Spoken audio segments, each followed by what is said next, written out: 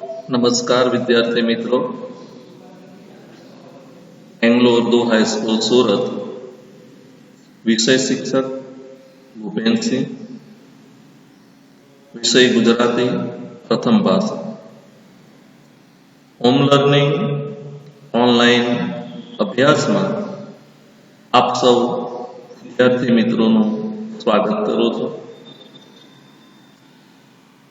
आज आपणे ધોરણ 9 વિષય ગુજરાતી ગદ્ય 2 ચોરી અને પ્રાયશ્ચિત, જેના લેખક ગાંધીજી, ગદ્યનો સાહિત્ય પ્રકાર આત્મકથા અંશ।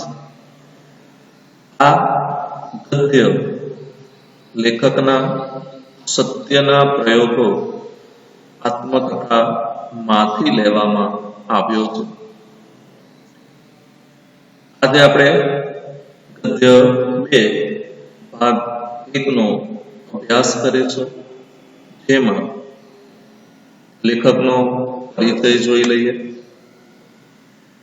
ચોરી અને પ્રાયશ્ચિત ગદ્યના લેખકનું પૂરું નામ, જેમને આપણે સૌ ખૂબ જ સારી રીતે જાણીએ છીએ।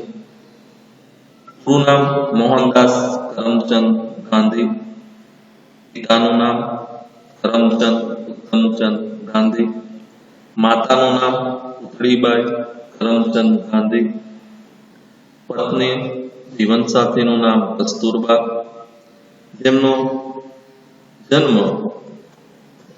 પોરબંદરમાં સુદામપુરીમાં 2 ઓક્ટોબર 1869 માં થયો હતો, જેમને આપણે ગાંધી જયંતિના દિન તરીકે ઉજવીએ છીએ। ગાંધીજીએ પ્રાથમિક શિક્ષણ પોરબંદર અને રાજકોટમાં અને કાયદાનું શિક્ષણ ઇંગ્લેન્ડમાં લીધું હતું અને દક્ષિણ આફ્રિકામાં વકીલાતનો વ્યવસાય સ્વીકાર્યો હતો। ત્યાંના રંગભેદના કારણે થયેલા અન્યાયને ધ્યાને લઈ ત્યાંના લોકોને ન્યાય અપાવવા લડ્યા હતા।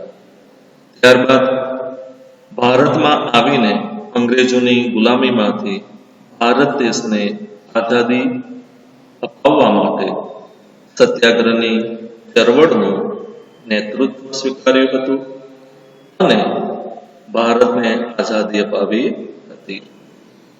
ગાંધીજીએ પોતાના જીવનમાં કરેલા સત્યના અને અહિંસાના પ્રયોગો થકી એમની આત્મકથા સત્યના પ્રયોગોની રચના કરી હતી, જે વિશ્વની અનેક ભાષાઓમાં અનુવાદિત થયેલ છે।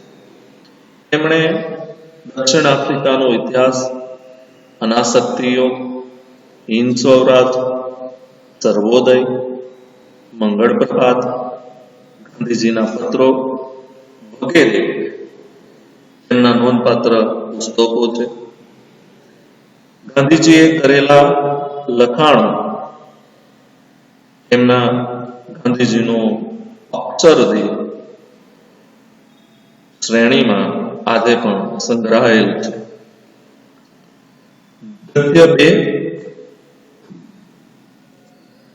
નો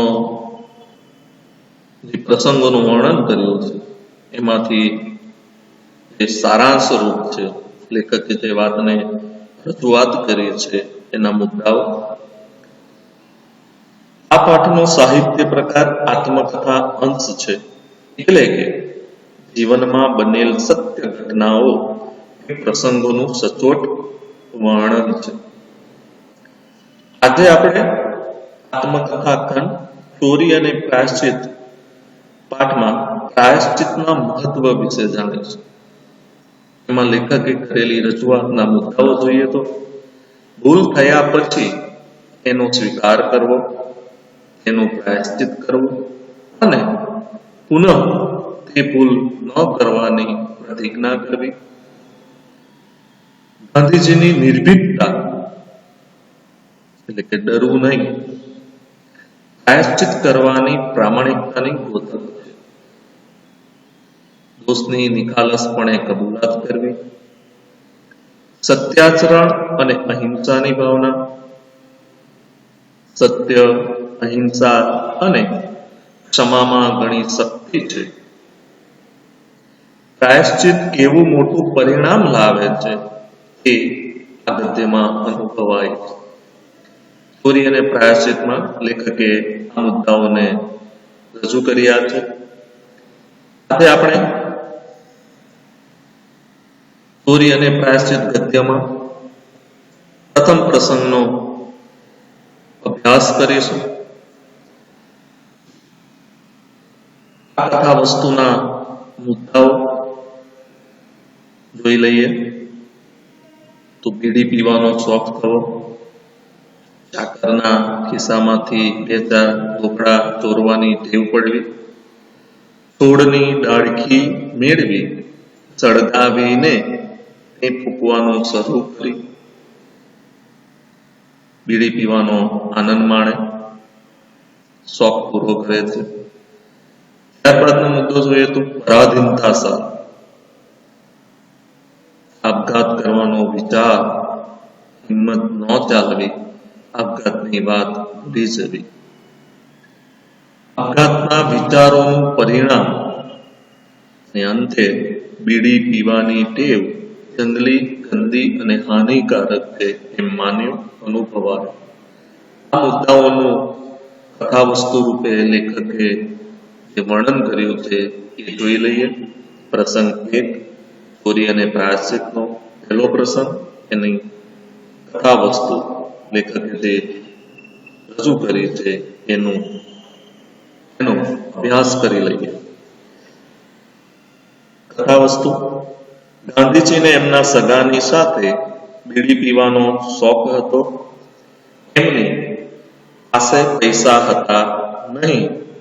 બીડી પીવાથી કોઈ ફાયદો કે એની ગંધમાં મજા છે એમ ન હતું, પરંતુ ધુમાડો કાઢવામાં કંઈક રસ છે એમ લાગતું. એમના કાકાને બીડી પીવાની ટેવ હતી. એ જોઈને એમને ઈચ્છા થઈ જતી.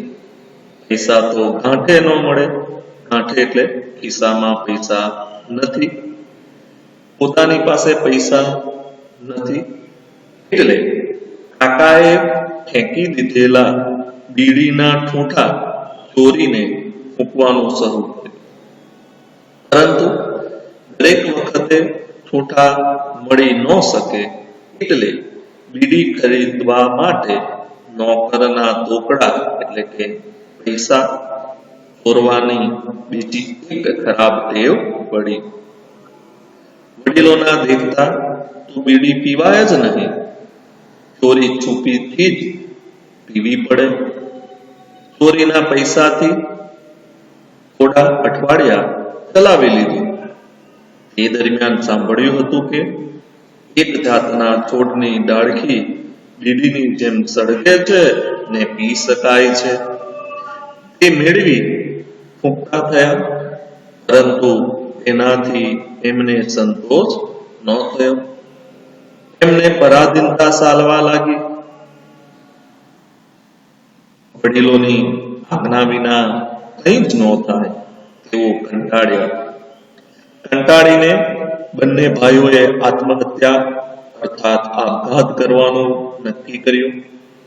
પરંતુ મરવું કેવી રીતે? ઝેર આપે કોણ?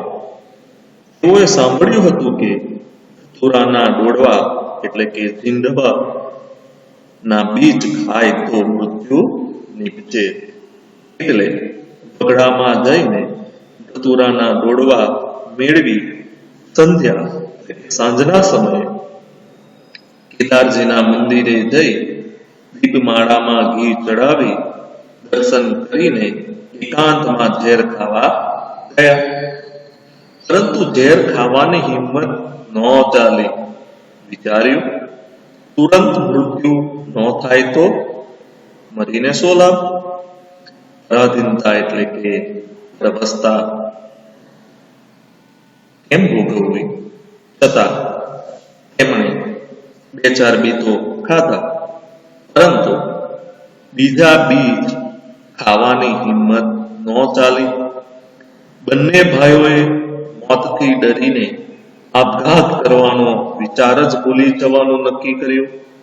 પછી એમણે વિચાર્યું કે આપઘાતનો વિચાર કરવો સહેલો છે, પરંતુ આપઘાત કરવો સહેલો નથી. આથી કોઈ આપઘાત કરવાની ધમકી આપે તો તેમને એની અસર થતી નથી. આ આપઘાતનો વિચાર પડતો મૂકવાનું પરિણામ એ આવ્યું કે ચોરી કરવાની કુટેવ હતી એ ભૂલી ગયા. પછી તો પ્રશ્નાર્થ જ રહી ગયો. બીડી પીવાની ગંદી આદત આ દુનિયામાં કેમ છે? હવે તો બીડી ફૂંકતા હોય ત્યાં બેસવું પણ સહન થતું નથી અને ધુમાડાથી ગુંગળાય જ જતા. અને અંતે સમજાયું કે બીડી પીવાની ટેવ એ જંગલી, ગંદી અને હાનિકારક છે એમ માન્યું. આમ પ્રથમ પ્રસંગમાં લેખકને બીડી પીવાનો શોખ થયો. બીડી પીવાનો શોખ ગાંધીજીને ક્યાંથી થયો? તો આપણે પ્રથમ કથાવસ્તુના પ્રથમ પેરેગ્રાફમાં જોયું કે એમના સગાની સાથે એમને બીડી પીવાનો શોખ થયો. એટલે એમના કાકા બીડી પીવાની ટેવ હતી એ જોઈને એમને પણ ઈચ્છા થઈ. એમના કાકા હતા એ બીડી પીતા, એમને જોઈને પણ ગાંધીજીને બીડી પીવાનો, એમાંથી ધુમાડો કાઢવાની ઈચ્છા થઈ. પૈસા ન મળે એટલે શું કર્યું? થોડા દિવસ તો ઠૂઠા મેળવીને બીડી પીધી, ધુમાડો કાઢી દો, પણ મજા આવી નહીં. અને દરેક વખતે આ ઠૂઠા મળવા અને ચોરી છુપીથી પીવું. એટલે બીજી એક ટેવ આવી કે નોકરના ચાકરના ખિસ્સામાંથી બે ચાર ડોકડા એટલે કે પૈસા ચોરવાની ટેવ પડી. એક કુટેવ હતી, બીજી કુટેવ થઈ ચોરી કરીને પૈસા ચોરો. નોકરના ખિસ્સામાંથી પૈસા લઈ બીડી ખરીદી, પીવાની ચાલુ કરી. પણ કેટલી વાર નોકરના ખિસ્સામાંથી કેટલી વાર પૈસા ચોરી? એટલે હવે એ કંટાળ્યા. એટલે વિચાર્યું કે હવે આ શોખ કઈ રીતે પૂરો કરવો. એટલે એમને ખબર પડી કે એક પ્રકારનો છોડ અને એની ડાળખીને સળગાવે તો એમાંથી ધુમાડો નીકળે છે. એટલે એ બગડામાં જાય છે, ડાળી શોધી લાવે છે ને સળગાવે છે, ફૂંક મારે છે, પણ મજા આવતી નથી. આમ બીડી પીવાની ટેવ થઈ, નોકરના ખિસ્સામાંથી પૈસા ચોરવાની કુટેવ આવી, ડાળખી ચોરીને ડાળખી લાવીને એમાં સળગાવીને એ પીવાની શરૂ થઈ. બીજું કે કોઈ જોઈ ન જાય એટલે વડીલોથી છુપાઈને ચોરી છુપીથી આ રીતે પોતાનો શોખ, પોતાની કુટેવો એ પૂરી કરતા. પણ હવે એ કંટાળ્યા, પરાધીનતા સાલવી, પરવશતા સાલી અને અંતે વિચાર આવ્યો કે આપઘાત કરી લઈએ. પણ આપઘાત કરવા માટે ઝેર આપે કોણ? હિંમત ન ચાલે, મરીને શો ફાયદો? આવા વિચારો આવ્યા, હિંમત ન ચાલે અને અંતે આપઘાત કરવાની વાત. મંદિરે જાય છે, પ્રયત્ન કરે છે, પણ ડરે છે, બીક લાગે છે. એટલે ઠરાવ કરે છે, નિર્ણય કરે છે કે આપઘાત કરવો નથી. આપઘાતનો વિચાર કરવો સહેલો છે, પરંતુ આપઘાત કરવો ખૂબ જ કઠિન છે, અઘરો છે. અને હવે તો એ આપઘાત કરવાનો વિચાર ભૂલી ગયા. અને એ આપઘાત ન કરવાનું પરિણામ એ આવ્યું કે જે બીડી પીવાની, ધુમાડો કાઢવાની કુટેવ હતી એ તો ભૂલી જ ગયા. પૈસા ચોરવાની કુટેવી પણ ભૂલી ગયા. અને સમજાઈ ગયું કે આ રીતે વડીલોની આજ્ઞા વગર ચોરી છુપીથી અથવા તો આવી કુટેવો એ આપણા માટે ખૂબ જ હાનિકારક છે. અને બીડી પીવાનો જે શોખ હતો એના માટે જે કુટેવો એમને પડી એને કારણે અંતે જે એમને અનુભવ થયો એ બીડી પીવાની ટેવ તો જંગલી, ગંદી અને હાનિકારક છે. જંગલી એટલે અસભ્ય, ગંદી, હાનિકારક છે. એ અનુભવાયો અને ત્યારબાદ ગાંધીજીને બીડી તો પીવાનું છૂટી જ ગયું એવું પણ એમની આસપાસ કોઈ બીડીનો ધુમાડો કાઢે તો પણ એ ગાંધીજી ગુંગળાઈ માંડતા. આમ ચોરી અને પ્રાયશ્ચિત ગદ્યનો પહેલો પ્રસંગ ભાગ 1 માં આપણે લેખક ગાંધીજીને જે પોતાનો અનુભવ થયો હતો, બીડી પીવાનો શોખ થયો અને એને કારણે જે એમને અંતે સત્ય સમજાયું એની વાત આપણે આ ગદ્યમાં જોઈ.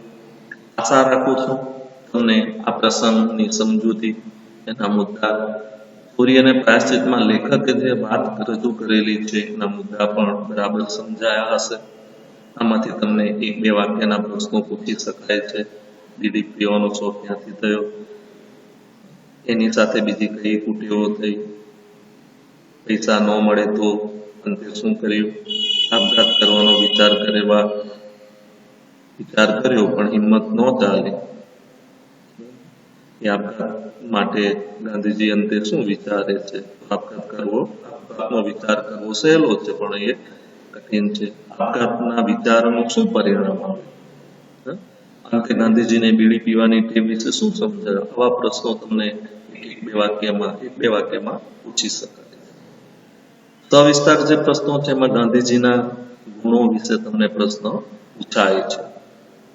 તો એ આ કથા વસ્તુ એના મુદ્દાઓને આધારે આપણે લખી શકીશું. આશા રાખું છું વિદ્યાર્થી મિત્રો તમને આ સમજૂતી બરાબર સમજાઈ હશે. હવે ભાગ 2 માં આપણે બીજો જે પ્રસંગ છે આ પાઠમાં એની વાત કરીશું. એની સાથે આ ગદ્યમાં આવતા જે અપરિચિત શબ્દો છે એની પણ સમજૂતી જોશું. તો ફરી પાછા મળીશું બીજા ભાગમાં, ચોરી અને પ્રાયશ્ચિત ગદ્ય 2 ભાગ 2 એમાં ફરી પાછા આપણે મળીશું. આવજો મિત્રો. અસ્તુ.